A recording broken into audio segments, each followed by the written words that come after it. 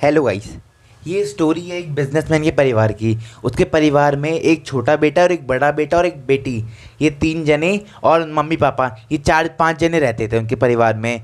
तो जो छोटा बेटा था वो अपने पापा के पैसे ले जाकर कभी दोस्तों के बीच खर्च कर दिए, कभी पार्टी कर ली, कभी कहीं घूम कर आ गया। तो अपने पापा के पैसे ऐसे बर्बाद करता था वो। तो उसके पापा को एक दिन गुस्सा आई। उसके पापा ने क्या करा, उससे कहा आज शाम को खाना बेटा तेरे को तभी मिलेगा, तू मुझे 100 रुपये ला कर देगा, तभी तेरे को आज शाम को खाना मिलेगा, वरना आज खाना नहीं मिलेगा तेरे को। तो फिर छोटे बेटे ने क्या करा, वो चुपचाप अपने बड़े भाई के पास गया, उससे 100 रुपये मांग लिए, है ना। तो उसके बड़े भाई ने उसे दे दिए। फिर वो शाम को हंसता हुआ अपने पापा के पास गया और कहा ये लो पापा, मैं 100 रुपये लेकर आ गया, कितना आसान है, ऐसे बोला अपने पापा से। उसके पापा ने 100 का नोट लिया और उसे फाड़ दिया।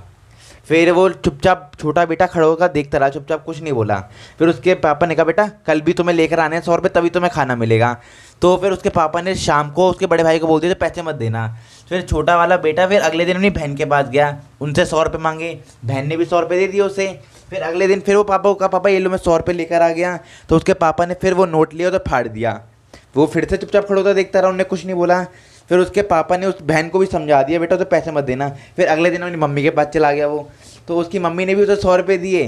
फिर वो अपने पापा के पास गया हंसते हंसते और कहा ये लो पापा 100 रुपये मैं लेकर आ गया। तो उसके पापा ने 100 का नोट लिया, फिर फाड़ दिया। वो फिर भी चुपचाप खड़ा होकर देखता रहा, कुछ नहीं बोला।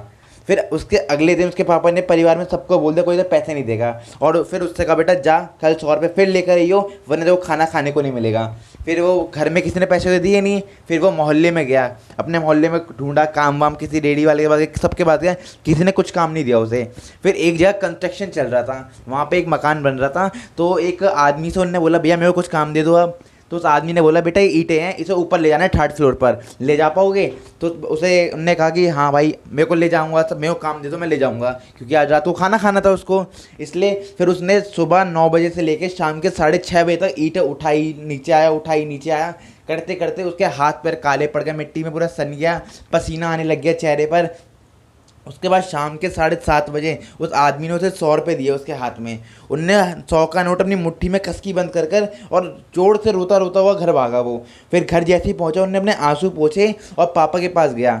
इस बार हंस नहीं रहा था वो, चुपचाप एकदम रोने जैसी शक्ल खड़े होकर पापा को उन्होंने 100 रुपये दिए। तो उसके पापा समझ चुके थे इस बार अपनी मेहनत से लेकर आया है। फिर उसके पापा ने 100 का नोट दिया, वो फाड़ने वाले थे तभी वो जोर से चिल्लाए क्या कर रहे हो पापा, ये मेरी मेहनत के पैसे हैं, मैं कमा कर लाया हूँ तो फाड़ मत देना। ऐसे रोते रोते बोलने लग गया अपने पापा से।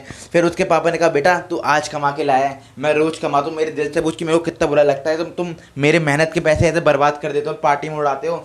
बेटा देख तेल ले मना नहीं है तो ऐसे पार्टी में उड़ाएगा, बर्बाद करेगा, घूमेगा, पार्टी करेगा, बेटा ये गलत है।